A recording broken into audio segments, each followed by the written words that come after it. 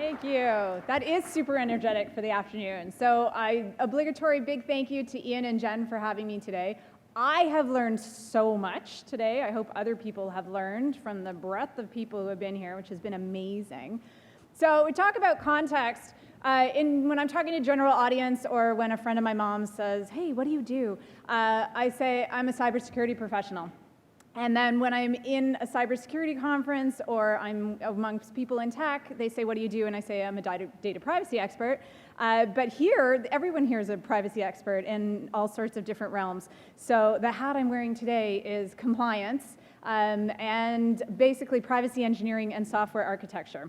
So I titled this GDPR, CCPA, and PIPEDA, oh my. If anyone has seen The Wizard of Oz, you might remember the scene where they're saying lions and tigers and bears, oh my, and it is always the fear of the unknown. And in The Wizard of Oz, they end up running into the lion who turns out to be the cowardly lion and is not to be feared. So my goal today, by the end of this, is to have you not fear compliance regulations and data privacy. So our biggest issue, which we've actually heard a lot of kind of today, is sorry for my name. I'm Cat Coode, but if you forget that, it's C Code for the geeks in the room, because it's coding. That is actually how I started my career as a developer, was C Code. So I did graduate from here. I did a double degree in electrical and computer engineering because I really, really wanted to make games. Turns out people who really, really want to make games also are happy sitting behind a computer 90 hours a week, which I didn't want to do. So I ended up at RIM, which is now BlackBerry, for anyone who did not know that. RIM is Research in Motion, is based in Waterloo, and RIM was the original security company. We had encryption, we had low-level security included in the operating system, and it was a privacy-first company. So when I was there in the early 2000s, I started in software development, worked my way up to senior management, and before I left, I was running the architecture group for handheld software. So all of the apps that were integrated into BlackBerry had different architects architecting each piece of them, and I was bringing them together. And what I learned definitively is to protect privacy, it's all about the foundation. So you will probably hear me say that word about 8 times today, but it is the foundation of everything we're doing is at the core, is inside the architecture. When I left RIM about 7 years ago, I decided I wanted to run my own company because turns out RIM was also 80 hours a week. Funny how tech keeps doing that to people. But I ended up doing a data privacy company. So binary is the language of all things digital, and tattoo for, of course, the permanence of everything we are putting online. And when I originally launched the company, it was with the intention of teaching parents and kids how data worked online. I was like, thank goodness I'm raising my kids in this weird world of digital and I actually understand what's going on. And then I started reading things like the APIs behind Facebook. So if you sign on to something using your Facebook login or your Gmail address or any other kind of social sign-on, there is a whole set of information that you are giving away to that second company. And people don't realize that. So I evolved what I was doing with kids and parents to companies. Ultimately, 80% of all hacks, you will get the stat, 90% of all breaches are due to human error. We are the weakest link. And our online behaviors and privacy actually affect our company cybersecurity. So it is very key as individuals that we understand, and so that's where I took my business to helping companies understand cybersecurity. And then from there, somebody came to me a couple years ago and said, have you heard of this GDPR thing? So that's when I got a certification in data privacy law and learned to try and explain to people, which I will touch on all of these privacy regulations, about how that affects us. So here's my innovation over privacy. We have talked about this a lot. This is putting the cart in front of the horse. We do this all the time. Scott mentioned it. We had years to come up with all of these other regulations. But with privacy, we are moving so quickly, we can't get the regulations in front of what we're doing.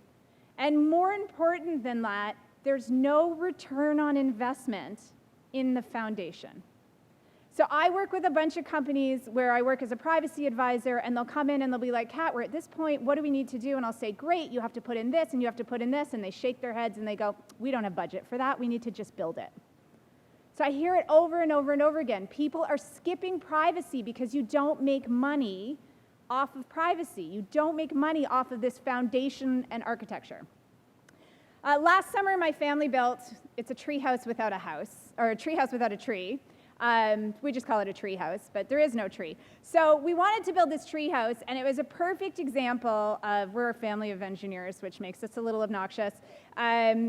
We wanted to make basically a building that stood on sticks. So my kids were super excited about getting to use equipment and cut wood and build the thing. And my husband's like, before we build the tree house, we have to put down the foundation. Now, I should know this, but even I was like, well, what kind of couch are we going to put in it? And what kind of windows are we going to? I'm already up there. My youngest was all about what was it going to look like and how many friends could sleep in it, and could you put like some kind of cool window, and could the roof be see-through?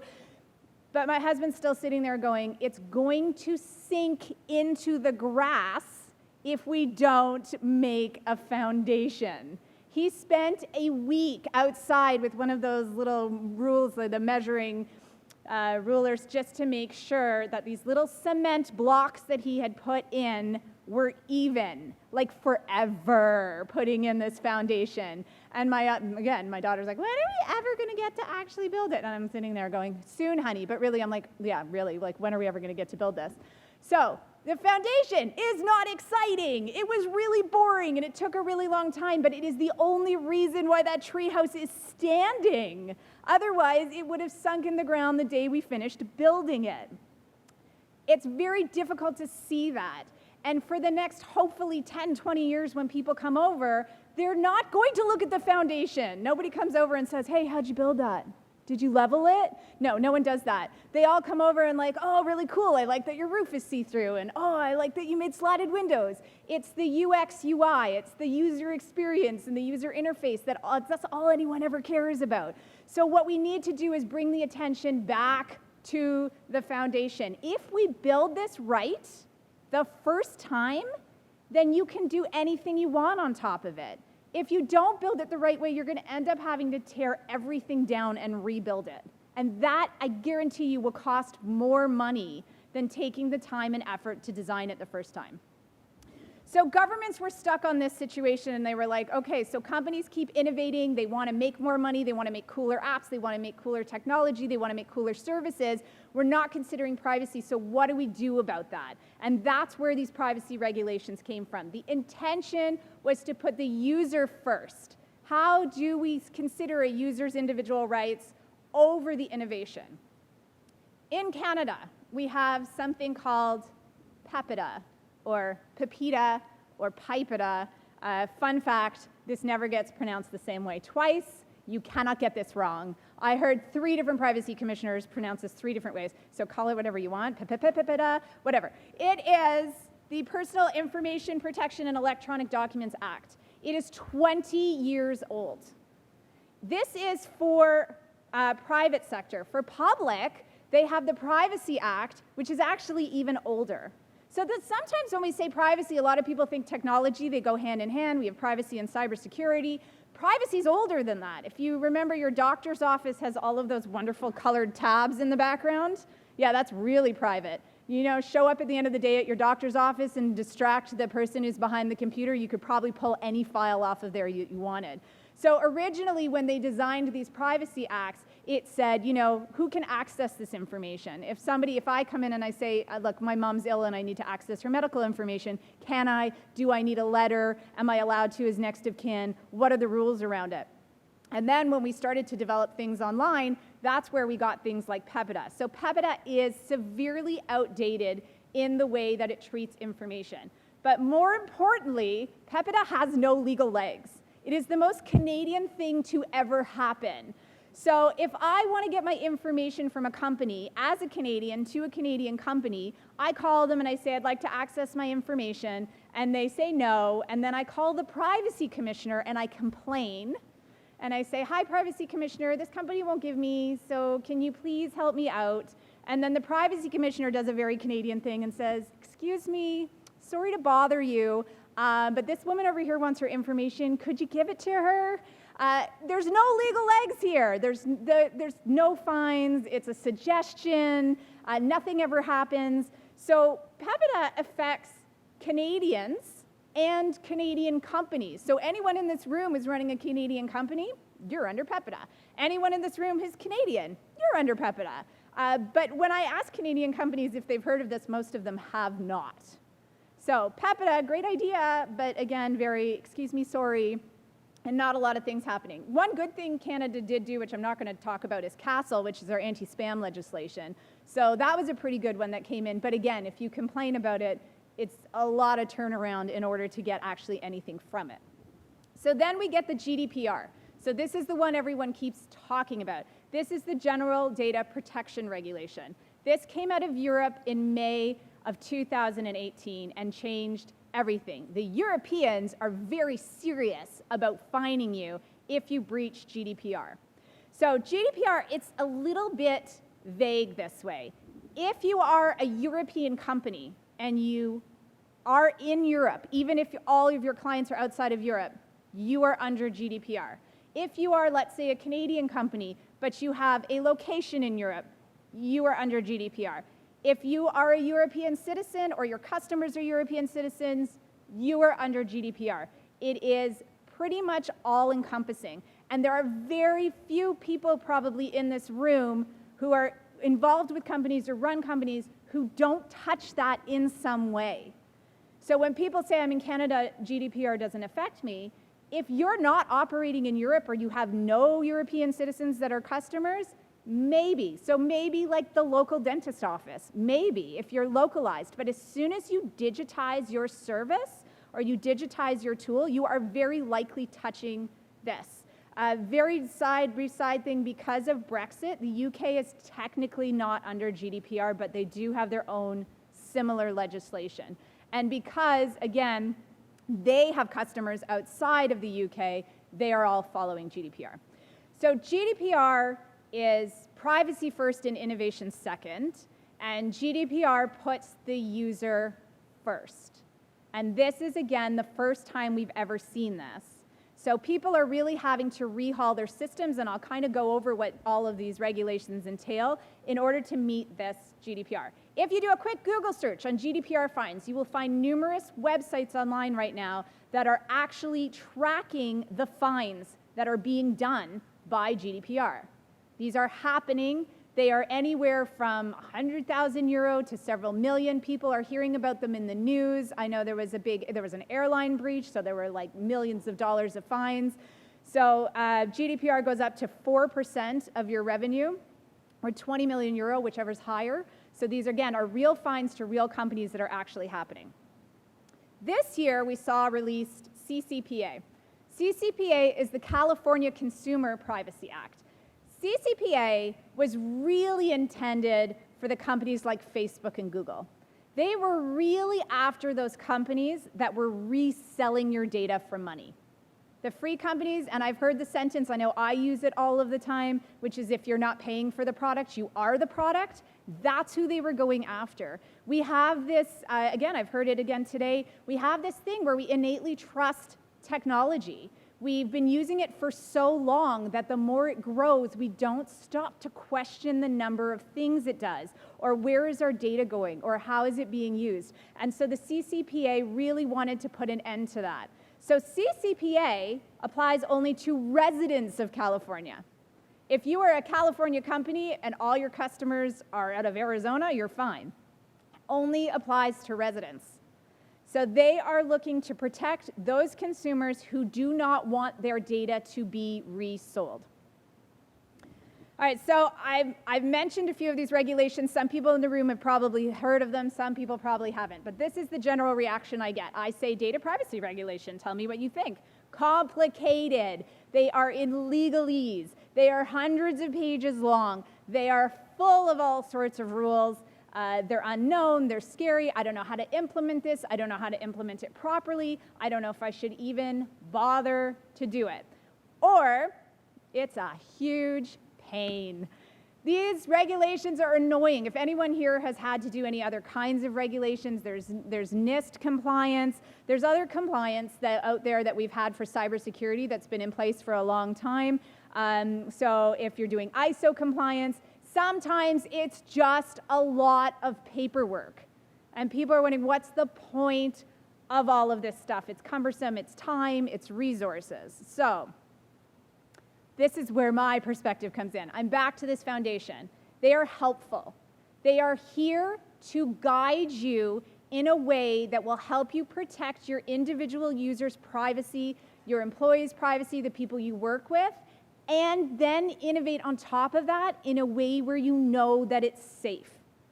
So I love, again, foundational. It is instructive and it is protective. If you follow the guidelines, you will end up protecting yourself. So I don't know if anyone else is like me. If I have to go to the ATM and take out several $100s and it's in my wallet, I am crazy about that money. I am like checking it every 5 minutes. Do I still have that cash? I never carry cash. Now I got $300 of cash. I'm like, I have credit cards in there that would be easier to steal. I have all sorts of other things that are valuable in my wallet. But oh my God, when I get that $300 of cash, I am all anxious about holding that much cash. If we have something that's worth taking, we get very protective of that thing. So if we don't have the thing, we don't have to protect it. If we are collecting personal information and we are collecting things, then we have to protect it.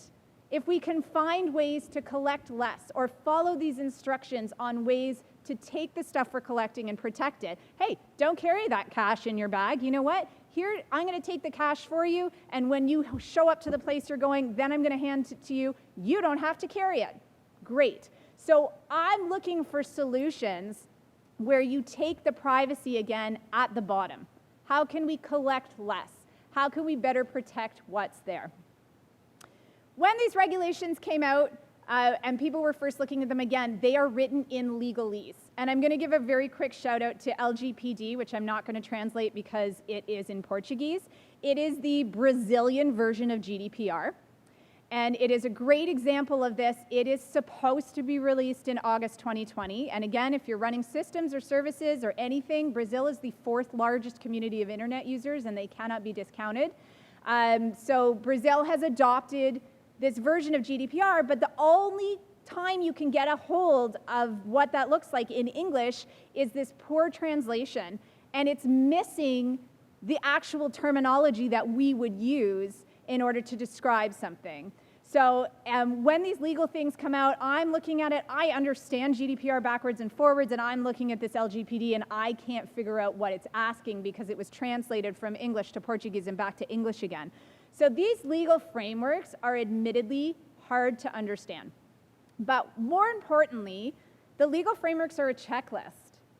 And for the most part, a lot of the companies I've dealt with in Europe are dealing with lawyers. And Maura's not here, so I'm not insulting lawyers anyway. But I like lawyers. Lawyers are great, and they have a place. But they are coming up, again, with a legal version of a technical solution. So as an example, if you came to me and you said, can you bake a dozen cookies? I could say, not well, but yeah, I could bake a dozen cookies. Fine. Checklist. That's what this is. Can you do this thing? Companies say, yeah, I can. But then if you came back and said, oh, I forgot to tell you, some of the people are celiac, can you do them gluten-free? Okay, well, that's a different story. Now I've got to go back to my recipe and see what I have to change at this foundational level in order to actually be able to do it both ways. So I can do it, but it's going to be harder. More importantly, they come back and they say, can you bake me 100 dozen cookies in an hour? Well, no, I can't do that. I can't do that under load because I don't have the ingredients and my kitchen's not built for it. So the requests are different.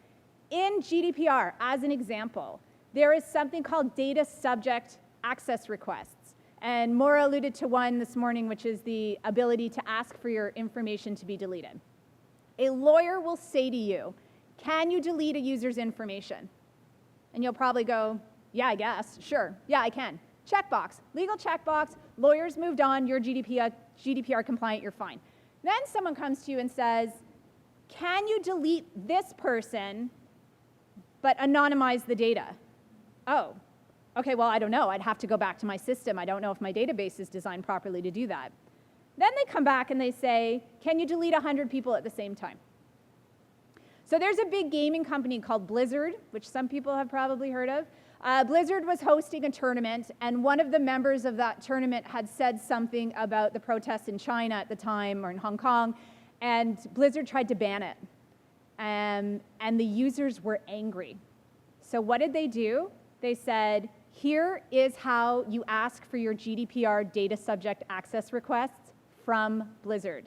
If we can get thousands of people asking Blizzard at the same time for access to their data, we are going to create a denial of service to the company just by this one request.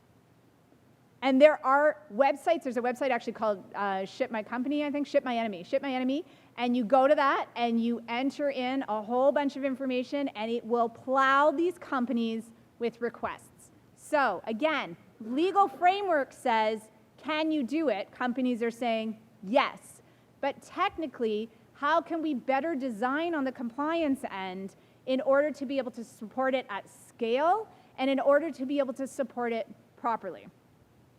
So every good presentation needs a pillar diagram. This one's mine.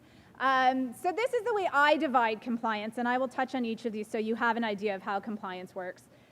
So we have data control, which is access my data, delete my data, monitor my data, tell me what's going on. Consent management's been mentioned a few times because one of the principal pillars here for all of this is to be able to show the user exactly what you're taking from them, exactly what you're doing with it, and what rights they have. And all of that has to be given to them. One thing I actually haven't heard mentioned at all today is incident response. So breaches, it's not the if you're going to get hacked, it's when you're going to get hacked. So if your systems have not been hacked yet, either someone's already in there waiting or it's going to happen, it's inevitable. But dealing with these in the right way is a big part of these regulations. Notifying your users that you've had a breach, notifying them in the right way, giving them the right amount of information has become really key. And then employee training. So I'd already said it, 80–90% of all of these issues that we're having are user errors. So we really need people to understand this. But more importantly, we need people to understand it so that you're protected as a company.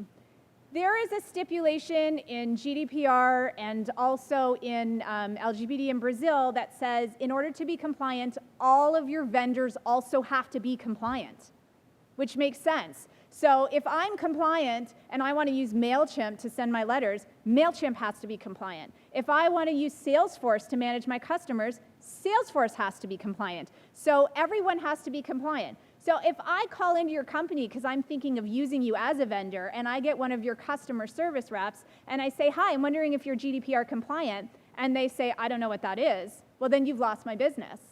If I call in as a data subject and I say, hey, I'm wondering if I can get my information, and the person on the other side goes, I don't even know what GDPR is, I don't know how to get you that, well, then now you could get a fine for not having that information available. So it's important that everyone in your organization actually understands what this is.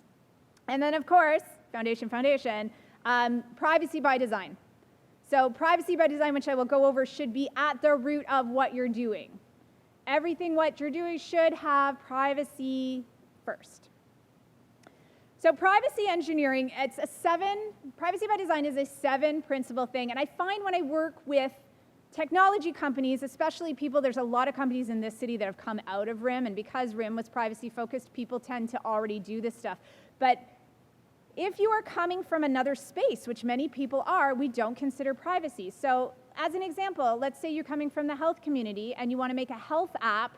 You may not be considering the privacy implications of the technology because you're making a health app, or you're a sports tracker. My new favorite thing is there was a Kickstarter that somebody had posted the other day. It is an actual flamed candle that you can turn on over the Internet of Things. Because what could possibly go wrong if you had a candle? Because I don't know about you, if I'm not using something, I'll push it to the side. So yeah, you know, if someone hacked that network and turned on all the flamed candles while no one was home, no possible bad thing could come of that. So this is where the person was like, you know, it'd be cool my candle would turn on like that with my app. Let's do it. No privacy by design in that whatsoever. So to me, it's kind of obvious. Again, I've been in this space for a long time, but if you're not coming from the privacy space, being proactive about your privacy, not reactive. Privacy as a default. So everything should always have privacy first, again, embedded in the design of what you're doing. Positive sum, which was mentioned today. It's not security or privacy. It's both. End-to-end security encryption, which a lot of people here know very well. Transparency in what you're doing, and a user-centric approach. So those are the 7 foundational pieces of privacy by design. But when I talk to people about privacy by design, again, I'm just coming from the perspective of how are you actually designing your system? How are you designing things like a database? Can you separate the private info from the info that isn't private? Have you actually gone down to the root to design it in a way where you're protecting people and you're putting users ahead of your innovation? The second part of your privacy engineering is how you're analyzing all this data. So where is this design coming from? And so we talk about PI or PII, which is personal information or personally identifiable information.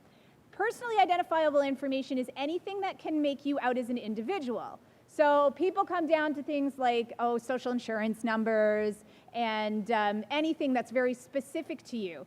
But you have to take it in context. So my favorite example of this was a school in BC.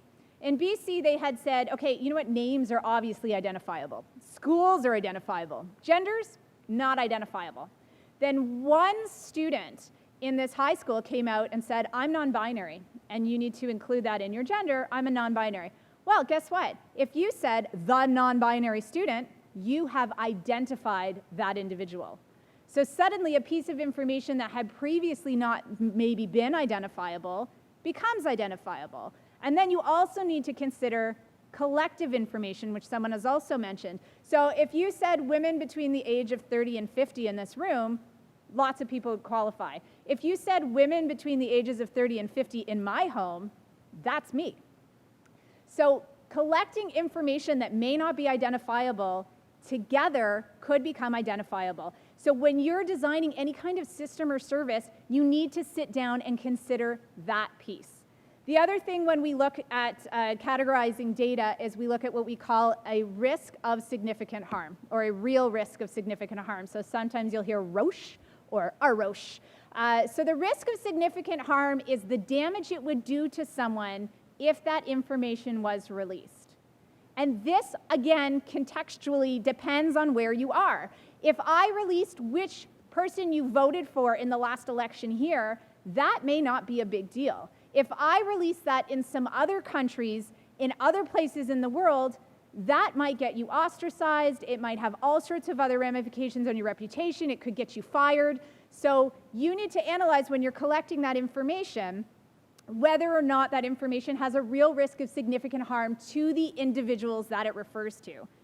So when we run an assessment and look at data, we do something called the Data Privacy Impact Assessment. In Canada, under PIPEDA, it's just a privacy impact assessment.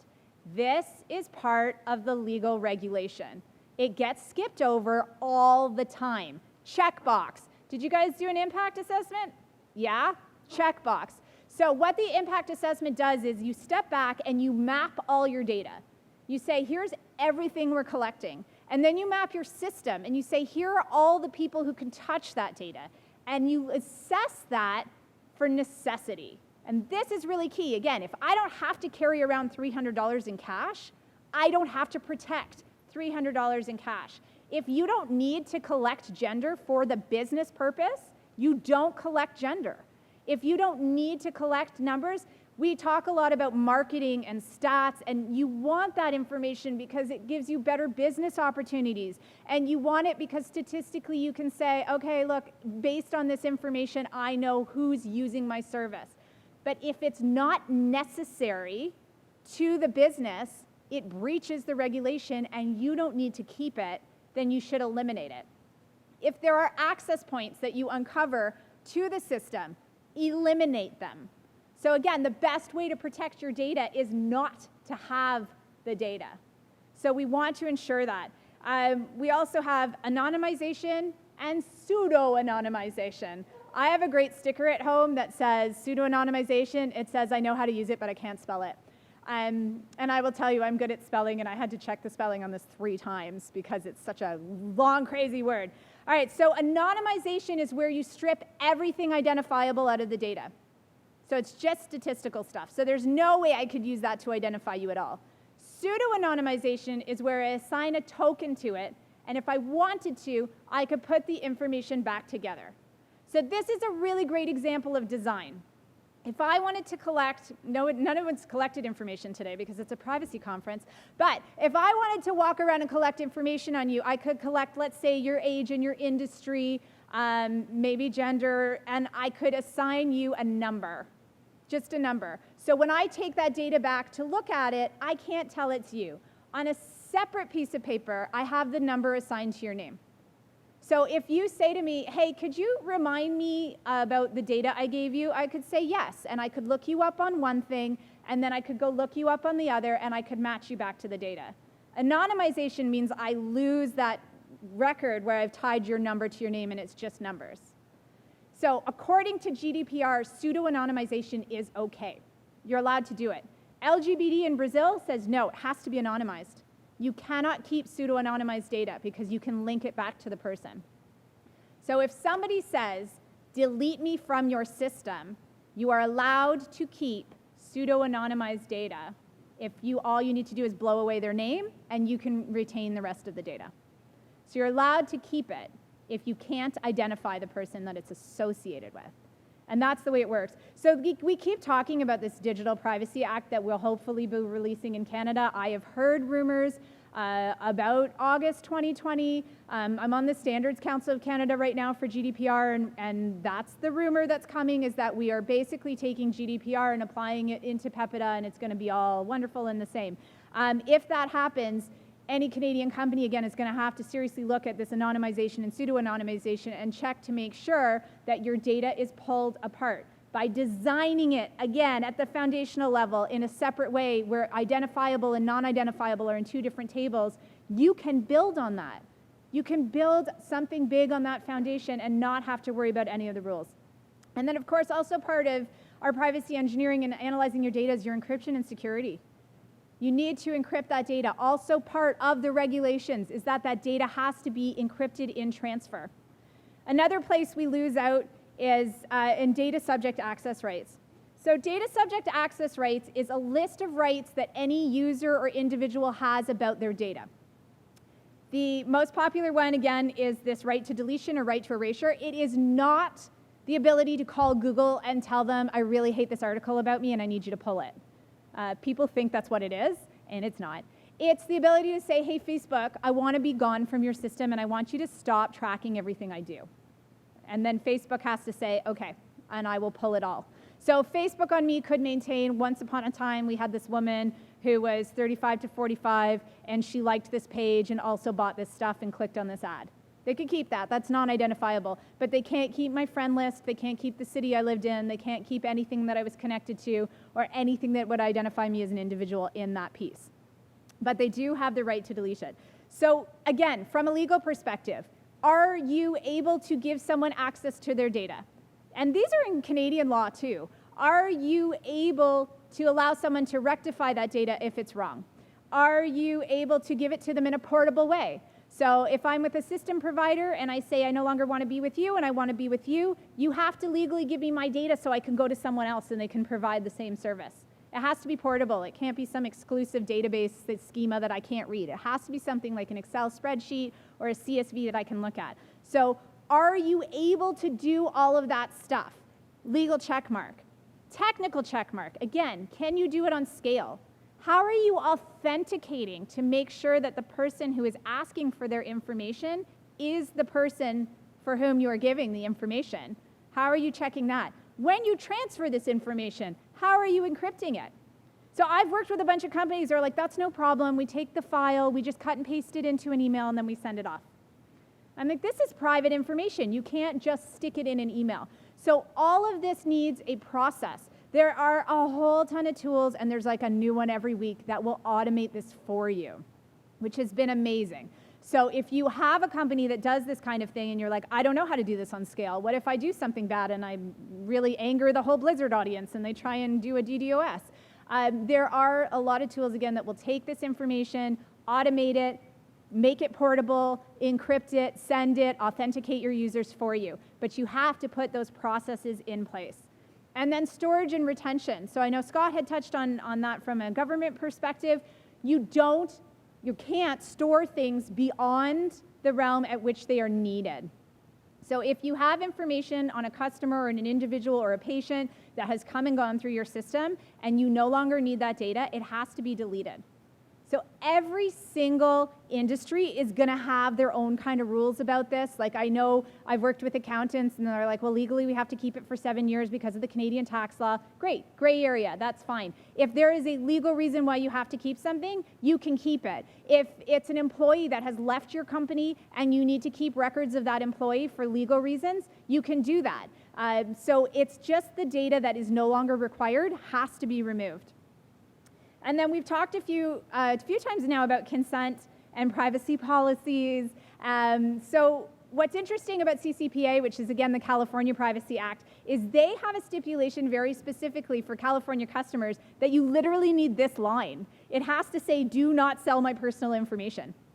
And people have to be able to uncheck that. And by default, everything should be off, right? You have to have in consent. All of these regulations say somebody has to do something to agree to it, not do something to disagree or to withdraw. So you always have to agree. Now, inside consent is also this transparency where you disclose all of your information. One very well-written privacy policy will cover your butt on all of this stuff. So in that privacy policy, you need to say what information you're gathering, how you are using it, who is storing it, if it's going over international borders, what their rights are as a user, and how to access those rights with an email. Usually it's just like privacy@mycompany.com. Whatever it is, all of that can go right into the privacy policy, and you've covered this whole consent section for the regulation. And then again, my favorite is the panic mode, is the incident response. So they have found in cybersecurity studies that it will cost your company $500,000 if you don't have a plan. Not in the breach, not because of the breach or lost reputation, just because you didn't have a plan. So one of my favorite things to do as tabletop exercises with incident response is like, okay, come up with a plan and everything. Now, you're in a breach. Where's your plan? And people are often like, oh, it's on the computer. It's in this great server and everyone can access it. I'm like, okay, all your computers are locked. It's ransomware. Where's your plan? They're like, oh, okay, so we printed it, and everyone has a copy of the plan in their desk. I'm like, awesome, you can't access your building because someone has hacked into your locking system. You no longer carry a key because no one does. Where's your plan? So having a plan that takes technology out of it, where everyone knows the plan, you have a copy in your house, because I'm telling you, when good hacks happen, they happen at 4 in the morning on a Friday night of a long weekend. They do not happen at 2 o'clock in the afternoon on Wednesday when everyone's in the office. Having copies, hard copies of your plan at home, $500,000.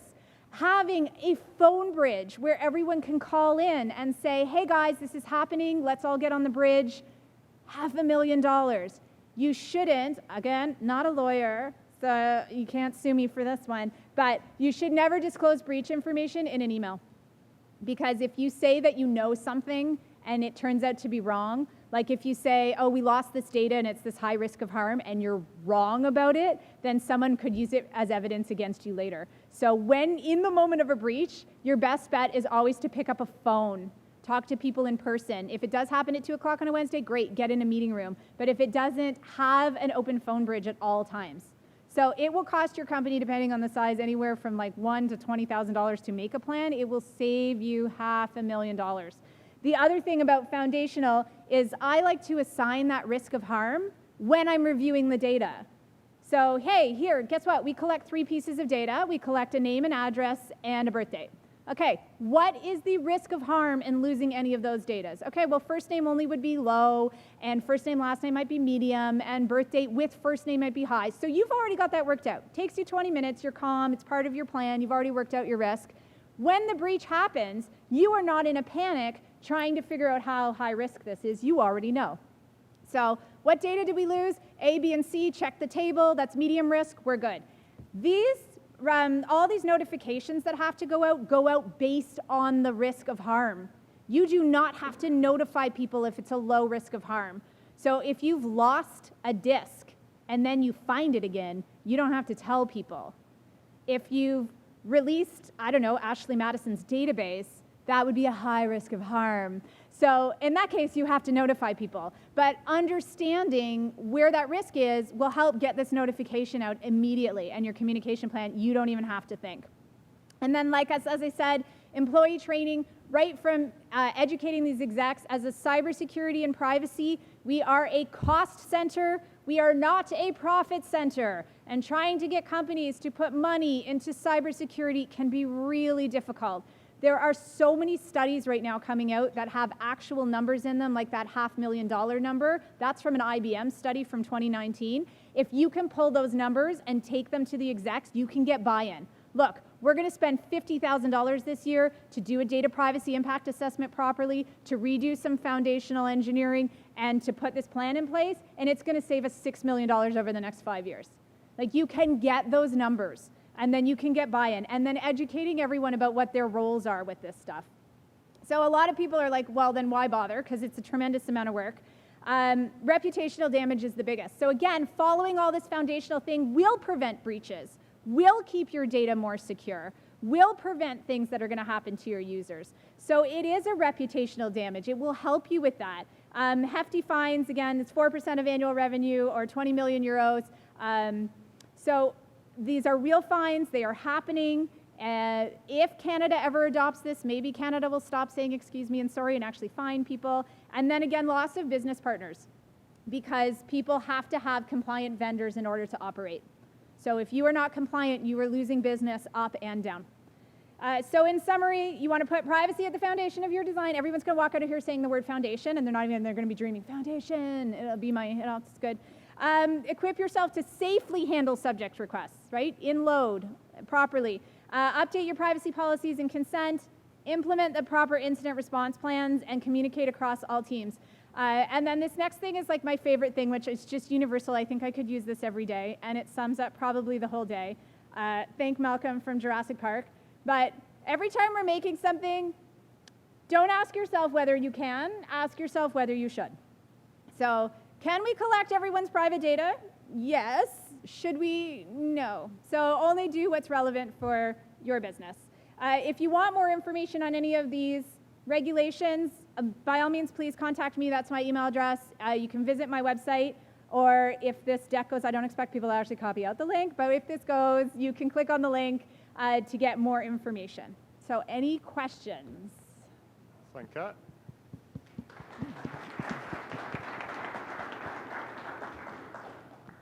Thank you. This is such a fascinating talk. I really like the passion that you have for the talk. I just have one question about the CCPA and the GDPR. Does that mean that Facebook and Google, those companies, need multiple versions of their products for different residents in different regions? So technically, so my advice for people is always to go for the highest level of compliance, because if you've done that, you've covered them all off.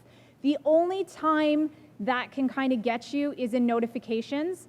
There are different levels of notification, and if you notify a data protection authority when you don't need to, you're just putting yourself on their radar.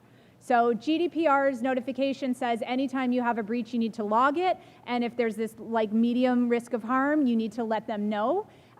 Whereas PIPEDA says don't let us know unless it's a real problem. So if you're in Canada and you have a low risk breach and you're like, hey, we've had a breach, then the Canadian authorities are going to go, okay, either you don't know what a breach is, in which case we're going to watch you, or this breach was worse than you said it was, so we're going to watch you. But either way, you've kind of plopped yourself on the radar. So other than breach notification, if you are protecting people and putting things in place so that they can access their information and not reselling it, you're basically meeting the highest criteria, which is at this point GDPR. So I would go with that. Some of these companies are doing location-based services because they don't want to be more privacy protective. If you try and reach some American websites right now from European soil, they just don't work. because they're so heavily based on cookies and being able to take your information that they don't even want you there if they can't have it. The term of these agreements, does it outlive the company? And I ask because recently in Canada, an online tax preparing company was acquired by a robo-advisor, and the tax preparing company had a policy of, we will never sell your data. Right. But when they sold the company, the user's data kind of went with it. Will that change in future? That's a great question. So we haven't seen a lot of that happen yet. It should stay with the data because it's the user's protecting the data. If the bigger company buys the smaller company, they should technically be under the same legislation, right? So if you've got Canadian consumers and those Canadian consumers are under PIPEDA and someone else buys it, they're still Canadian consumers, so all the legal regulations should still apply regardless. And this do not sell my data should carry over.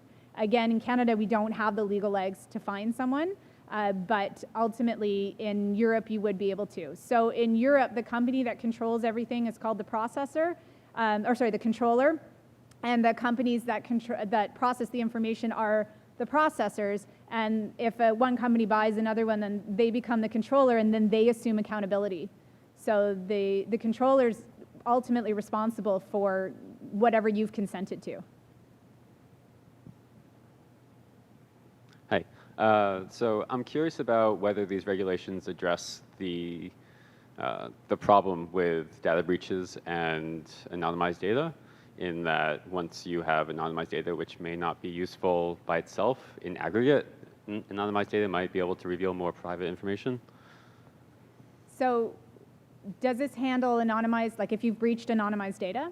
Right, if there are multiple sources of anonymized data that you can combine to get personal information from. So again, it always comes back to this risk of significant harm, right? So I guess if you had anonymized data from various sources, the way I usually explain general cybersecurity and privacy to individuals is every time you use a system, you give a little piece of data away, right? So you could go to WebMD and search some medical issue, and you can go to Facebook and you can talk to friends, and you can go to Netflix and watch whatever you want. I said it's like getting your doctor and your partner and your boss and your best friend in a room and telling them to share all the information they know about you at the same time. That's a frightening prospect. So it's the same thing here. If you've given a piece of data to one place and it's anonymized, and another one and it's anonymized, and those companies come together and they've combined that anonymized data in the way, like again, there's your gender and there's your age, but if you put them together, if it's anonymized properly, it would be pretty hard to correlate the data together. But if it is, then again, it's ultimately, if one company acquires the other, it's their responsibility to reassess that risk of harm. So they would have to figure that out. But if it's anonymized properly, it would be very difficult to correlate to data sets. Kat, I know you do a lot of work with kids too. So how does age fit into all this in terms of Facebook and all the social media applications really protecting, because kids just they're not going to read it, they're not going to know about it, and things are changing all the time. So how do we protect them? So a lot of this is the government trying to look out for those kids. So the U.S., and we've applied it in North America, has COPPA, which is the online protection. It's the Children's Online Privacy Protection Act. And that is where we said a long time ago that children under 13 could not be exposed to marketing and ads, and their information could not be taken and resold. So just fun fact, the reason why all of the social networks don't allow children under 13 is because they can't make money off of them. Not because they're wonderfully altruistic and are trying to protect the kids, it's because they can't tell the difference, and if they can't make money off those users, they don't want them. I have done a lot of speaking in schools, and I can tell you when I go into grade 5, 6 classes who are not 13 and I ask how many kids are on TikTok or Snapchat, they all put up their hands. They are all on something. So they are all sharing this data. So it's on us as individuals to protect our own privacy. Someone had asked that question earlier, whether whose responsibility was it? Was it the government or the company? I firmly believe your privacy is your responsibility at all times. And for parents in the room or people who work with kids, you have to impress that on them. Their privacy is their responsibility. So when they are online, everything going online should be considered public. Snapchat, for instance, keeps all of your photos, and now because of crimes that were happening through a lot of these social network services, they are being curated. So there are individuals who specifically look through these photos. They're looking to make sure there isn't child exploitation and animal abuse and things like that, but that also means they're looking through regular kids' photos. If you do know, especially a teenage girl who's posting things that she shouldn't be posting, if you can find a male friend who's 40 to comment on her photo and say, I'm a friend of your parents or whatever, great photo of you in a bikini, that will close her Instagram account so fast. Bar none, that is the fastest way to, I've done that a couple times where I've seen my friends' kids and I'm like, oh, love that photo you posted. And then they get this ew look in their face. And I'm like, if you don't want some rando 40-year-old woman looking at your photo, close your account. But even with adults, if you're not selling something, if you yourself are not a business or a professional, then your accounts, your Facebook account, Instagram account should not be public. There is no reason in the world to share your dinner and the movie you went to and your vacation photos publicly, unless, again, you are a celebrity and you are selling that dinner. I have two questions. The first one is, when you install an application, some application says you give the right to access your pictures.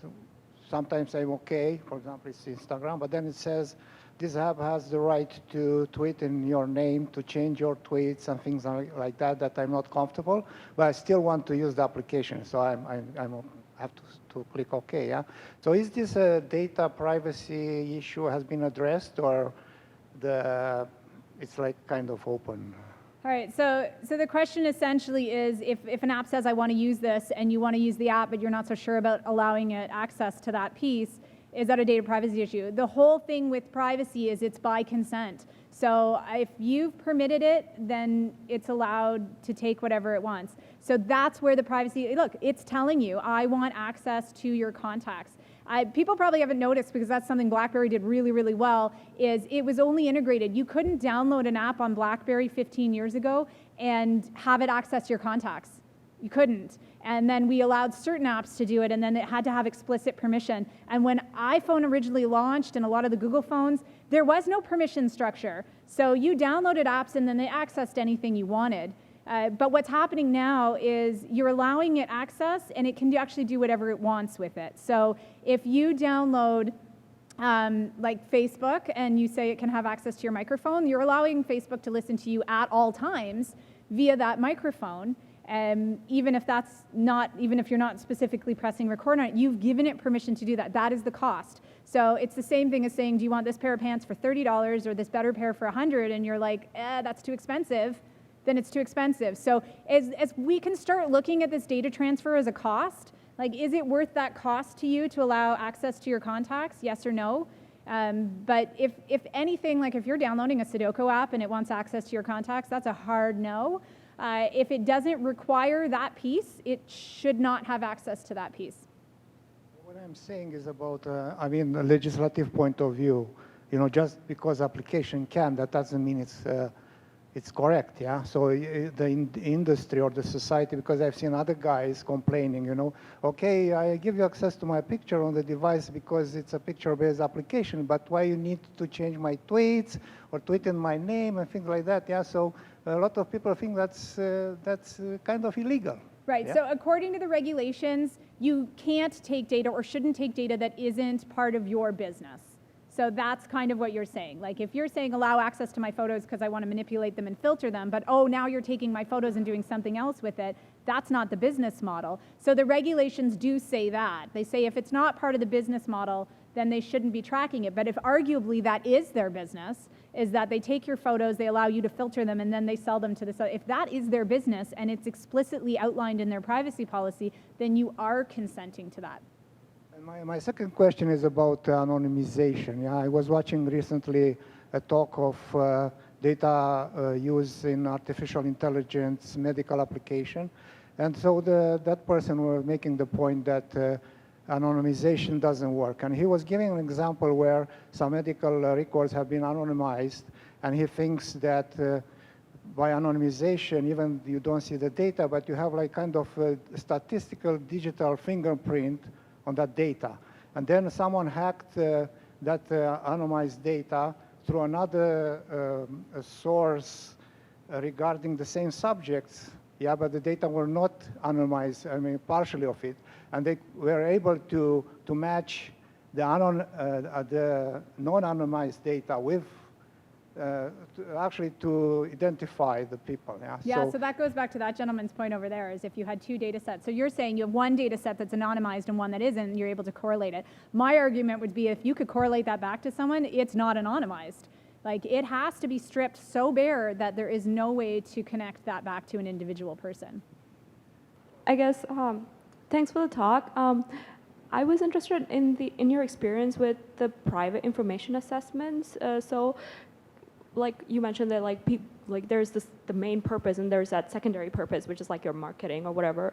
Like, in your experience, have the developers like actually gone through the code and like kind of not like collected all these other pieces of information, or has there been resistance to like accepting that this is like the privacy law and this is what you should be doing? You shouldn't be collecting these other pieces of information, or were they like, no, marketing is like a legitimate use case or something like that? I've worked with companies that are interested in regulation, so I'm already coming at it from a better perspective. If I walked into a random company tomorrow and I said, you need to stop collecting this, then they might be like, that's going to take forever for us to redo this. So I did meet with a set of developers recently. We were doing like a DPI. I met with a set of developers and product managers. Product managers are really key in this because they direct the direction of how things should go. And I was explaining the risk of harm, and they said, oh, okay, so our customer wants us to do biometrics of people's faces. So you're saying that's not a good idea? I'm like, no. So, but looking at it from that perspective, that is a real risk of significant harm. That suddenly takes the data that they had was a medium risk to a high risk, and now they have to put all sorts of other security protocols, and the breach of that data would be totally different. So for them to be able to push back to the customer and say, this is ultimately going to keep you safer for us not to integrate biometric data in that. So yeah, so far I've had success, but again, I'm working with customers who want the help in privacy. They know what they don't know, and they know they need the help. The bulk of what I'm finding I'm working with people on is database schemas, which is pulling the identifiable out from the non-identifiable and separating them. So when someone says obliterate my data, it's just one table, and you don't have to go in through a whole bunch of things to do multiple places. Hi, Kat. My question is, how can we be sure that a company who says they're compliant is actually compliant? Because once the data is out there, if there's a breach, it's kind of... So if you, as a customer or as a vendor? As a customer. Again, unfortunately, we are relying on them to say they're compliant. So I would look, if you're concerned, I would look at their privacy policy. If somebody doesn't have a clear email in their privacy policy that says, if you have any questions or to access your data, please contact us, they've already breached the regulation, then I would be hesitant right there. That's the first and easiest thing for most companies to do, is to update their privacy policy. If a lot of the American companies, I saw a ton of them update their policies in December, was all in preparation for CCPA. So if you go back through your email, you probably see like LinkedIn and whatever, all these places going, we've updated our privacy policy. That was for CCPA in preparation for that. So that would at least show that they had their heads in the right place. Otherwise, because it's the low-hanging fruit, is the privacy policy. It's kind of their word. If you want to test them, you could just ask for your data and see how quickly you get it, whether or not it shows up properly and in a portable way and encrypted. All right, we're at the end of the time, so let's thank Kat again.